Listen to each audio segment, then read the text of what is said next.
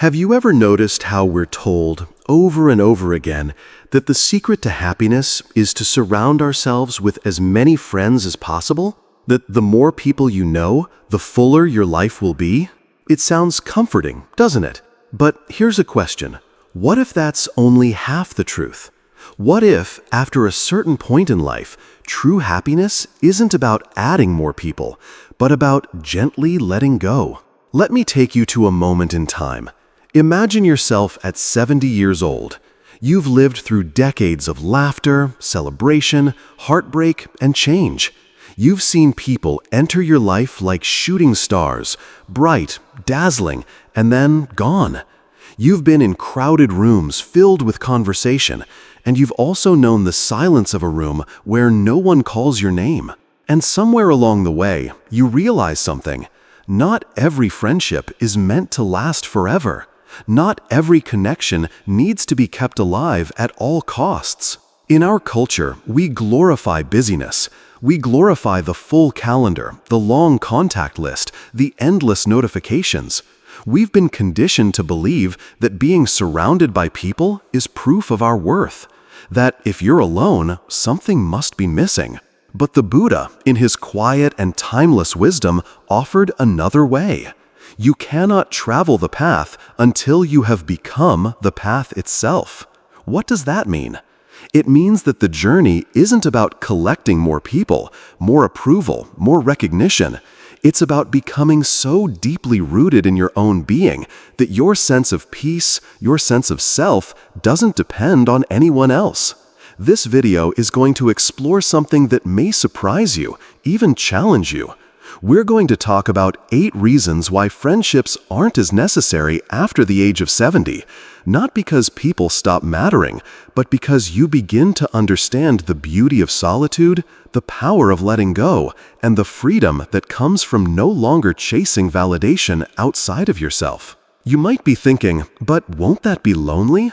That's the fear most of us carry, the fear that letting go means ending up alone. But here's the truth. Solitude is not the same as loneliness. Solitude is a sacred space.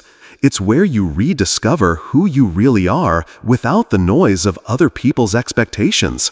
I've met elders who live this truth every day. One woman I spoke to said, "I used to feel guilty for turning down invitations. I thought I was failing as a friend.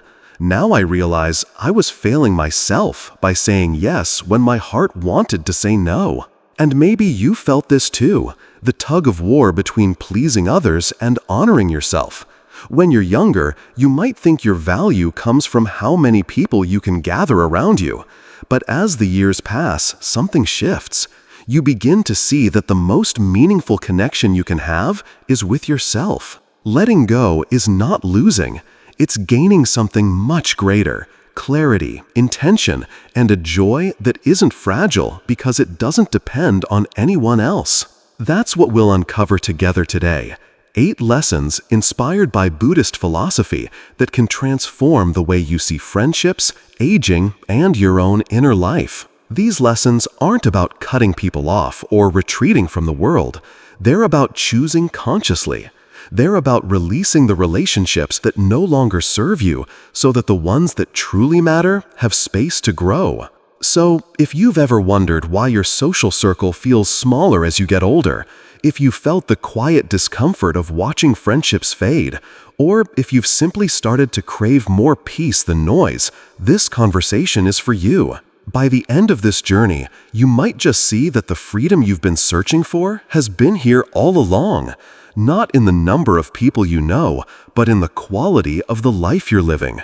Take a deep breath. Let your shoulders relax. We're about to step into a different way of seeing, a different way of being, one where your happiness is finally, completely in your own hands. Let's begin. Reason number 1. You no longer need to prove yourself to anyone. When we're young, almost every choice we make, the job we take, the clothes we wear, the way we speak, carries a hidden question. Will they like me for this?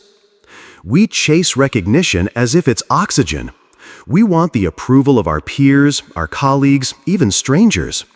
And friendships, especially in our younger years, often become a way to prove something.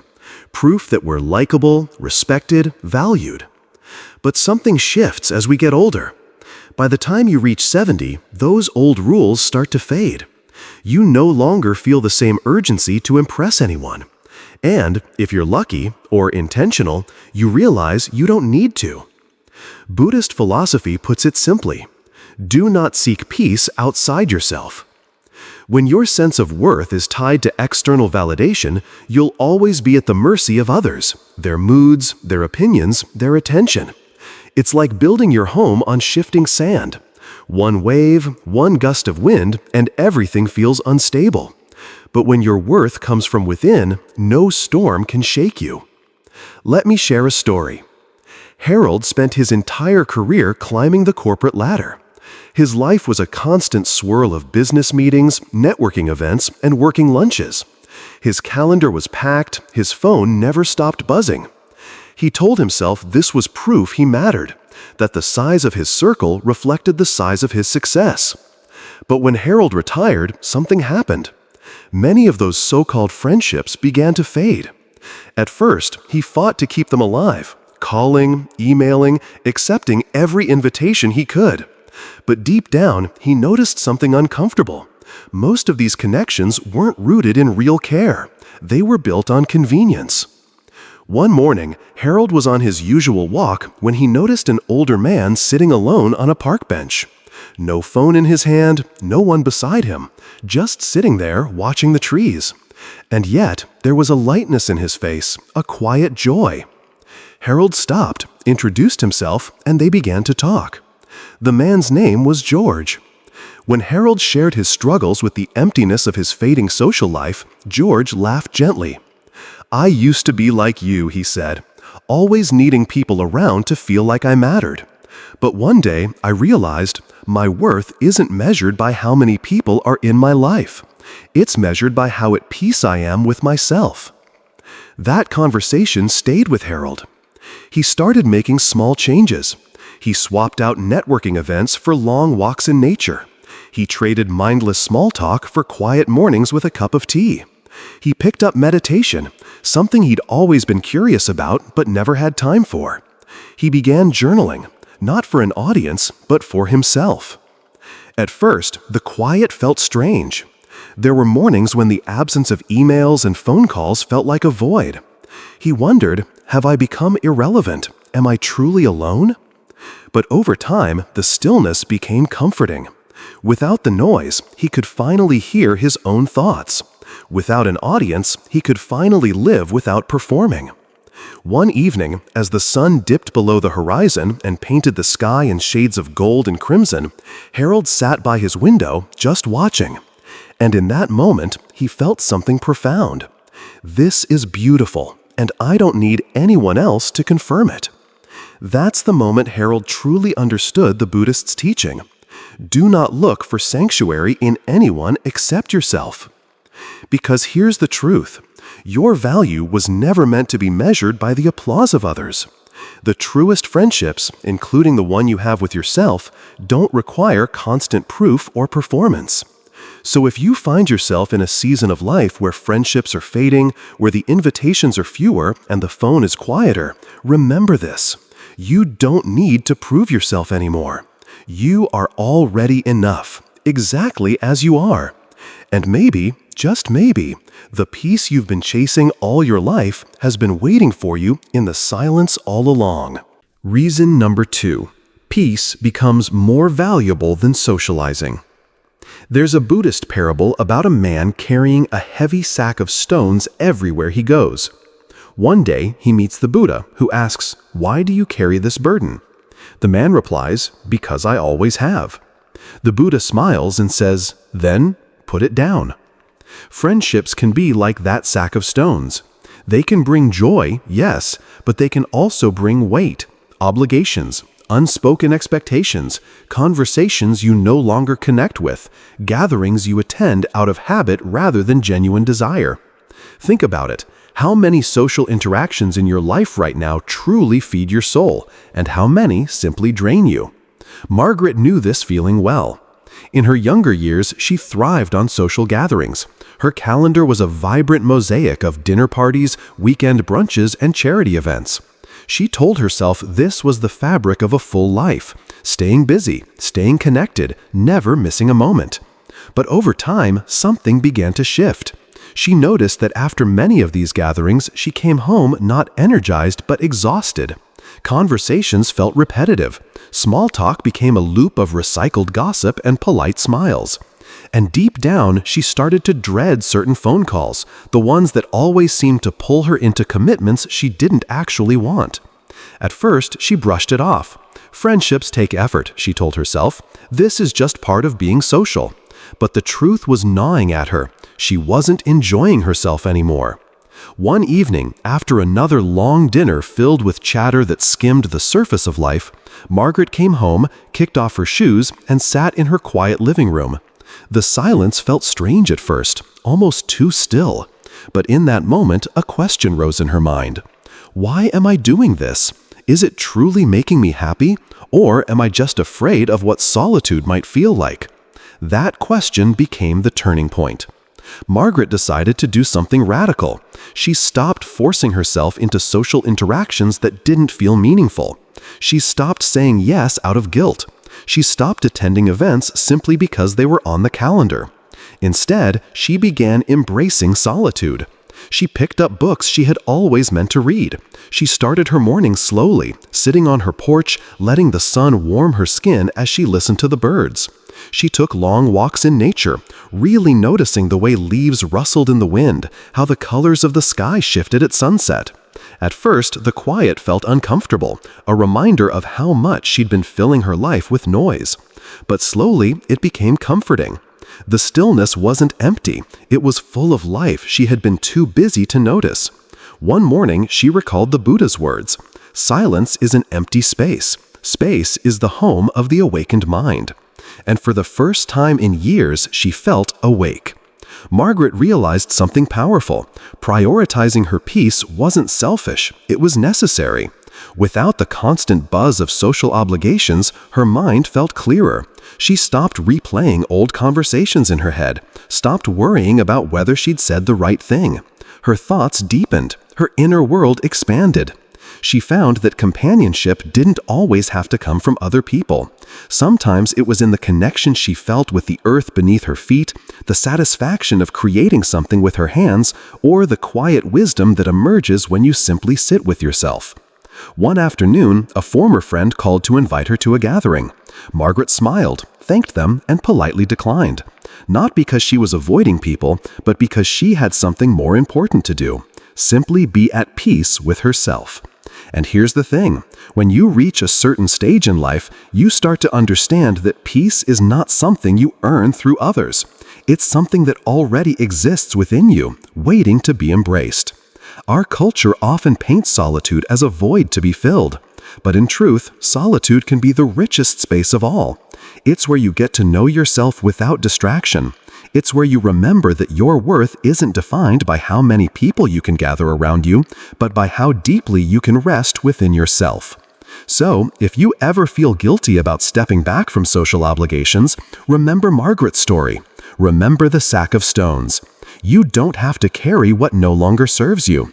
Sometimes the greatest gift you can give yourself and the people who truly love you is the version of you that is calm, whole, and at peace. And that peace, it's worth far more than any crowded calendar. Reason number 3. Fewer friendships mean fewer disappointments. One of the hardest truths we come to learn in life is this: not every friendship is built to last. Some start bright and full of promise like spring blossoms, but fade as seasons change. Others drift slowly into the background, not because of anger or betrayal, but simply because life pulls people in different directions. And by the time you reach 70, you realize something profound. Fewer friendships don't just mean fewer obligations, they also mean fewer disappointments. Because here's the thing, every relationship, no matter how close, carries expectations. And expectations, when unmet, often lead to suffering. William knew this lesson all too well. In his younger days, He poured himself into maintaining friendships. He was the one who always reached out first, checked in, offered support. Birthdays, anniversaries, random Wednesday nights, he remembered them all. And for years, that gave him a sense of purpose. But somewhere along the way, William began to notice a pattern. Many of his friends had quietly moved on. Calls went unanswered, invitations stopped coming. And yet, he kept chasing those connections, holding on not because they still brought him joy, but because they had been there for so long. At first, it hurt. He'd sit by the phone, waiting for a call that never came. He'd replay old memories, wondering why certain people had drifted away. Was it something he said, something he didn't do? But one day, sitting in a small cafe, he watched a group of younger men animatedly discussing their careers, their weekend plans, their ambitions. And it struck him. Once, that had been him. Those friendships were built on shared goals and a similar stage of life. But life had changed. He had changed. And maybe it was okay to let those friendships go. There's a Buddhist teaching that says, "Let go or be dragged." For William, that meant loosening his grip on relationships that no longer aligned with who he was now. It didn't mean bitterness. It didn't mean closing his heart. It simply meant recognizing the impermanence of all things and honoring the natural ebb and flow of human connection. So he made a choice. Instead of chasing every fading friendship, he began nurturing the few that truly mattered. He reconnected with an old neighbor who shared his love of gardening. He spent afternoons painting, not for anyone else's praise, but for the sheer joy of color on canvas. He meditated in the mornings, letting his mind settle like a calm lake. And something beautiful happened. His life felt lighter. The disappointment he used to feel was replaced by a quiet contentment. He began to see that peace didn't come from having more people in his life. It came from having the right people and from being at peace with himself. He also began to embrace one of Buddhism's most profound truths: impermanence. Just as the seasons shift without asking our permission, relationships will change, fade, and sometimes end. Clinging to what no longer serves us only prolongs the ache. But when the heart lets go, it becomes free. One afternoon, years after they had last spoken, an old friend called William to apologize for losing touch. William listened with a smile and said softly, "I hold no resentment. We're all walking our own paths." And in that moment, he realized he no longer needed anyone to complete him. He was already whole. So, if you've ever felt the sting of friendships fading, I want you to remember this. Every relationship has its season. Some will last decades, others just a chapter. That doesn't make them any less valuable. They served their purpose in your life and you in theirs.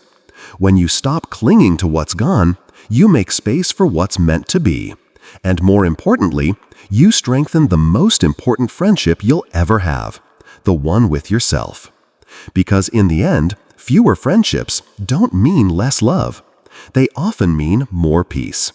And sometimes, peace is the greatest gift you can give your own heart. Reason number 4. Time becomes more precious. When we're young, time feels endless. We toss it around like coins in a fountain. Dinners here, parties there, hours spent on things that, looking back, barely left a mark. We believe there's always tomorrow, always another chance, always more time. But as the years pass, something shifts. The calendar pages seem to turn faster. The seasons change more quickly. And you begin to feel the truth of an old saying. The trouble is, you think you have time. Richard knew this truth all too well. In his 80s now, he had always been the kind of man who said yes to every invitation. Holiday dinners, neighborhood gatherings, coffee dates with people he barely knew. For decades, he believed that keeping a busy social life was the secret to staying young, active, and connected. But somewhere along the way, that busyness began to feel different. Conversations became repetitive. Events felt more like obligations than joys. He noticed that he often came home from these gatherings more drained than fulfilled. One afternoon, after attending yet another event where most of the talk revolved around complaints, old stories, and idle gossip, Richard sat alone in his living room and asked himself a question he had never dared to face. Is this how I want to spend my time? The answer was immediate, and it was no. So he made a choice, a quiet but powerful one. He decided to stop filling his days out of habit. He stopped saying yes just to avoid disappointing others. Instead, he began to fill his time with things that truly mattered to him. He returned to painting, something he hadn't touched since his youth, when life's responsibilities pushed his easel into the attic. He began his mornings in the park, listening to the leaves rustle in the wind and feeling the warmth of the rising sun. He practiced meditation, letting his mind settle instead of being cluttered with meaningless chatter. One evening, a friend called to invite him to a dinner party. For a moment, he hesitated. The old reflex to say yes was still there. But then he thought about the hours ahead, the noise, the small talk, the way the night would leave him feeling empty. And instead, he smiled and declined. That night, he brewed himself a cup of tea and sat on his porch, watching the sky change colors as the sun sank below the horizon. The air was cool, the crickets sang, and he felt something he hadn't felt in years: peace. Richard realized something profound in that moment. Time is not just a resource. It's the most precious currency we have. And how we spend it is how we shape our lives. When we're young, it's easy to think of time as something we can spend carelessly because there's more coming tomorrow. But at a certain point, you understand that every hour is an investment. Every yes is a withdrawal from the limited account you have left. And so you start to ask different questions. Is this gathering worth an evening I'll never get back? Is this conversation nourishing my spirit or just filling silence? If I only had a handful of days left, would this be how I choose to spend one of them?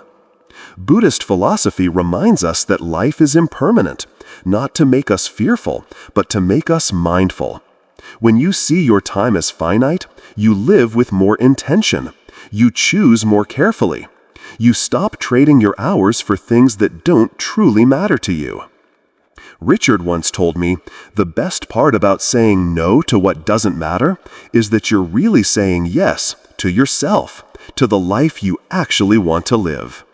So, if you've been caught in the cycle of automatic yeses, of filling your days because that's what you've always done, I invite you to pause, take a breath, look at the moments that make you feel alive, and give yourself more of those. Because in the end, time is the one thing you can never earn back. And when you spend it on what truly matters to your heart, you'll never feel like you've wasted a single second. Reason number 5. True companionship comes from within. One of the deepest fears we carry, often without saying it out loud, is the fear of being alone. We imagine the quiet as a void, a hollow space we can't bear to face. We tell ourselves that if we have fewer friends, we'll inevitably slip into loneliness. But here's the truth. Loneliness and solitude are not the same. In fact, they can be worlds apart. Loneliness is a hunger, a reaching outward, hoping someone will fill the empty space inside you. Solitude, on the other hand, is a fullness, a quiet knowing that you are complete even when you're on your own. Ilona discovered this difference the hard way. At 76, her life had always been full of people. There were the book club meetings, the neighbors who would drop by unannounced, the old colleagues who called just to catch up. She was rarely alone, and yet, deep inside, she often felt a strange emptiness she couldn't name. It came to a head one evening at a dinner gathering. She was surrounded by laughter, by conversation, by the clinking of glasses. But as she looked around the table, she realized she wasn't truly present. She'd heard these same stories countless times before. The conversations skimmed the surface, and her heart felt somewhere else entirely. That night, she went home, took off her shoes, and sat in her favorite chair. The room was quiet, but not in a peaceful way, at least not yet. The quiet felt unfamiliar, unsettling. She asked herself a question she had avoided for years. Am I truly enjoying this life I've been keeping so busy with, or am I simply filling time because I'm afraid of the silence? The answer was hard to admit, but it was no. So she began making changes. Slowly, carefully, she started saying no to invitations that didn't feel meaningful. She stopped filling her calendar with events she didn't look forward to. At first, the extra space in her days felt strange, like standing in a room that used to be cluttered, now suddenly empty. But over time, that space became something sacred. She began taking long morning walks, noticing how the light filtered through the trees. She spent quiet afternoons painting, losing herself in the colors without worrying about interruptions. She read books without checking her phone every few pages. And something remarkable happened. She started to enjoy her own company. She realized she didn't need to constantly adjust herself to fit in or maintain relationships out of fear of missing out. One afternoon, while sipping tea on her porch, she felt a deep, undeniable peace. There was no performance, no mask, no need to be on for anyone.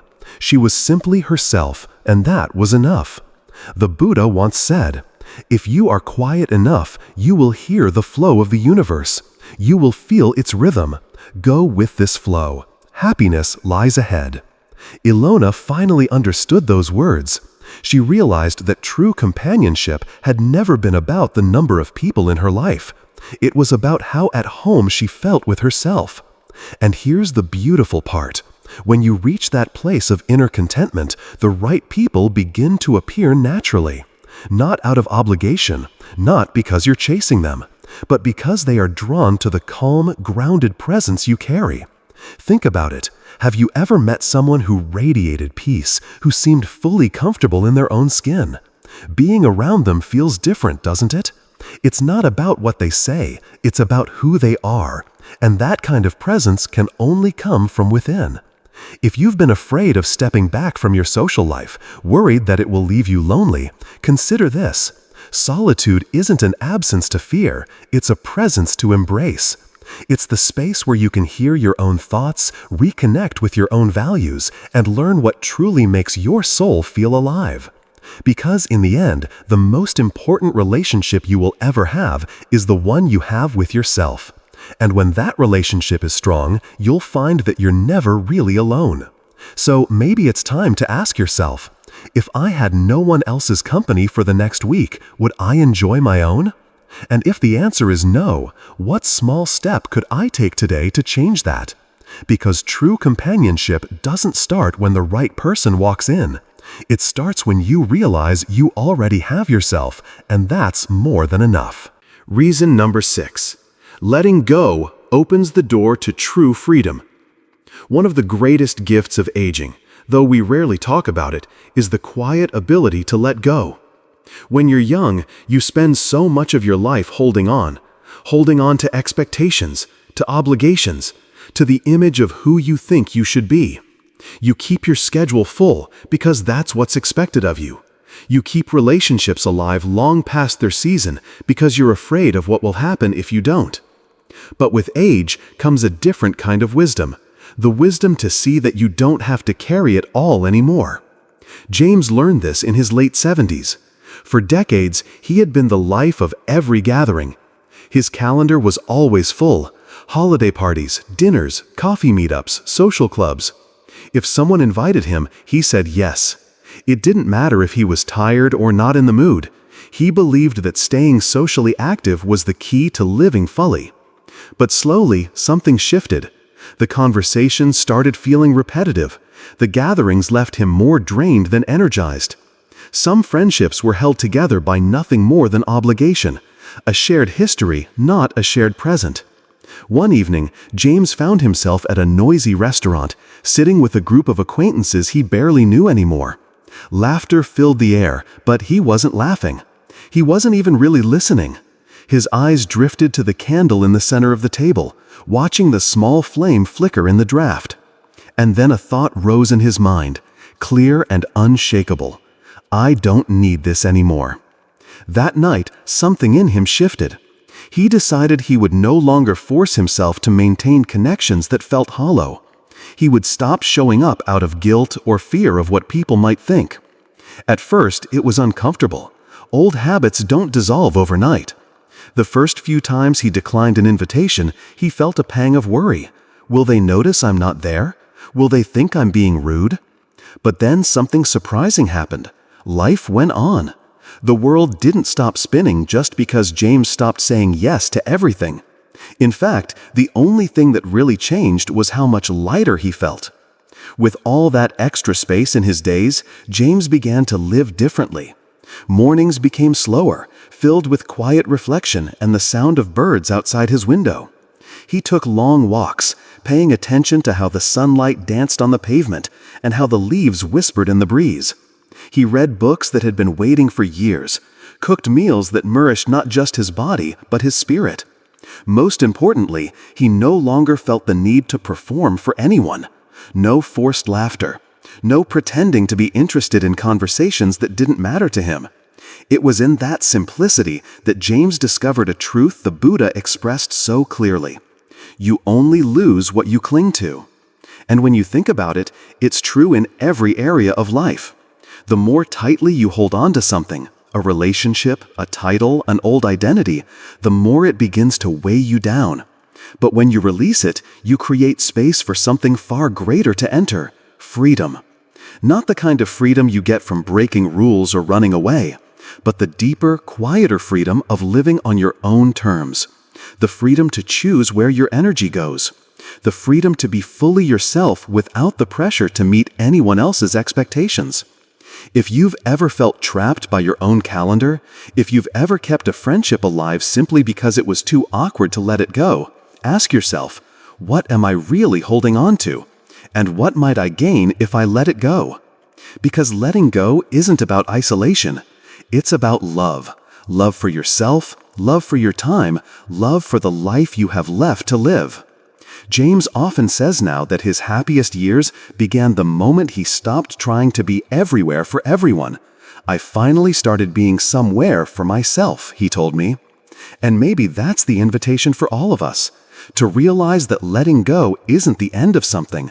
It's the beginning of a life that feels lighter, more honest, and more alive. So the next time you feel the weight of obligation pressing on you, remember James's story.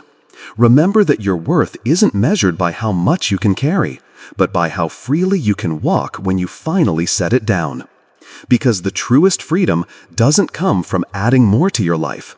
It comes from having the courage to let go. Reason number 7.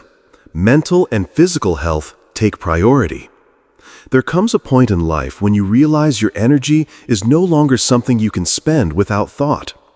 In our younger years, we live as if our vitality is infinite. We say yes to every gathering, stay up late into the night, push ourselves to keep going because we believe we can recover easily. But with time and age, we begin to understand something important.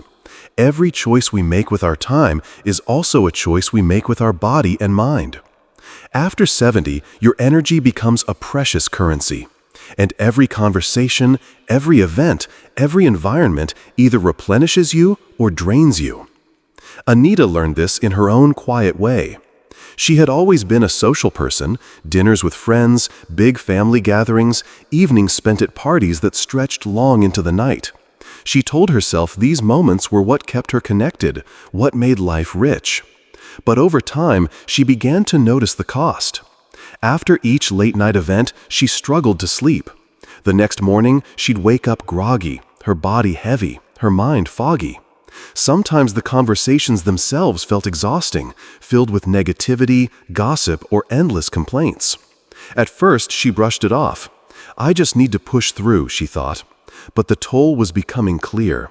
Her mood dipped more often, her energy took longer to return, and she found herself dreading the very events she once looked forward to. One particularly long night, Anita came home from a dinner party that had left her restless and drained. As she lay in bed staring at the ceiling, she asked herself, "Why am I giving my energy to things that take more than they give back?" The question stayed with her. In the weeks that followed, Anita began making changes. She started saying no to events that she knew would leave her depleted. She replaced late nights with early mornings, trading crowded rooms for the quiet of her yoga mat. She began walking in the park at sunrise, feeling the cool air and watching the light slowly spill over the trees. Her meals became simpler, cleaner. She noticed that when she ate well, she thought more clearly. When she moved her body gently but consistently, her sleep improved. And when she surrounded herself with people who lifted her up instead of pulling her down, she felt lighter, not just physically, but emotionally. It was then she realized something profound. Protecting her energy wasn't selfish, it was necessary. Buddhist wisdom often reminds us that the mind and body are not separate. A tired body clouds the mind. A restless mind weakens the body. When you care for one, you care for the other.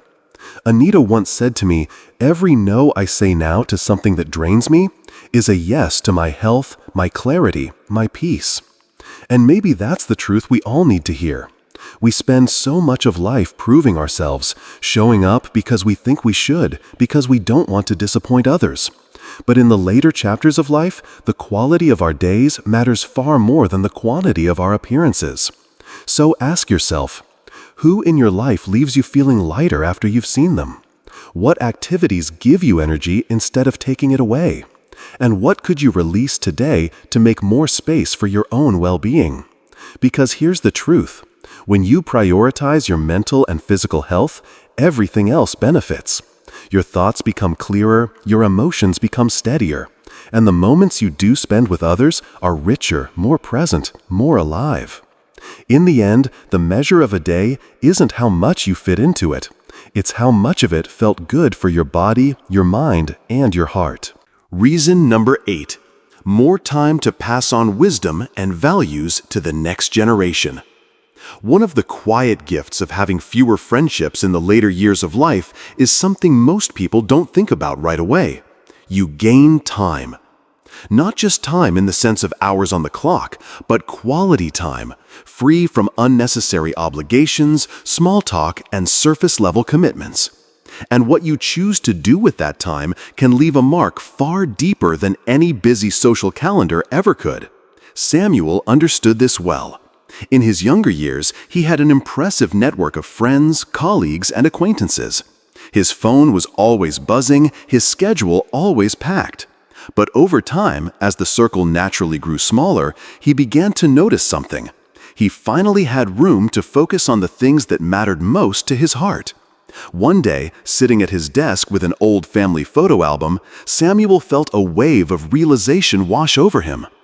I have lived through so many stories, and most of them will be lost if I don't share them. He thought of his grandchildren, how little they knew about his childhood, the struggles he had faced, the lessons he had learned the hard way. He thought about the values that had guided him through life: kindness, resilience, patience, and the belief that every challenge holds a hidden gift. So he made a decision. He would spend the next year writing his memoir, not for fame, not for the public, but for his family. Every morning, he would sit down with a cup of tea, open a notebook, and let the memories flow. Some days were filled with stories of laughter, like the time he and his brother built a raft out of barrels and rope, only to watch it sink within minutes. Other days were heavier, recalling moments of loss, mistakes made, and the slow, quiet process of healing. As the pages filled, Samuel realized something profound. Passing on his wisdom wasn't just a gift to his family, it was a gift to himself. The act of reflecting, of putting his life into words, brought him a deep sense of clarity and peace. Buddhist philosophy teaches that nothing we own will last forever, not our possessions, not even our bodies. But the impact of our words, our values, and our actions can ripple through generations. When you spend less time maintaining casual connections, you create space to invest in these enduring legacies. And here's the thing. Passing on wisdom doesn't have to mean writing a book. It might be teaching your grandchild how to plant a garden and care for it. It might be sharing a family recipe and telling the story behind it. It might be sitting with a younger friend, listening deeply and offering guidance when asked. The point isn't the format, it's the intention. Samuel often says now, "I used to think my legacy would be the things I achieved in the world. But the truth is, my real legacy is what I've left in the hearts of the people I love." So, if you find yourself with fewer friendships and more open space in your life, consider this. What if you used that time to pour your experience into the next generation? What if you became the storyteller, the mentor, the keeper of lessons that might otherwise be forgotten? Because at the end of our lives, it won't matter how many parties we attended or how many acquaintances we kept in touch with.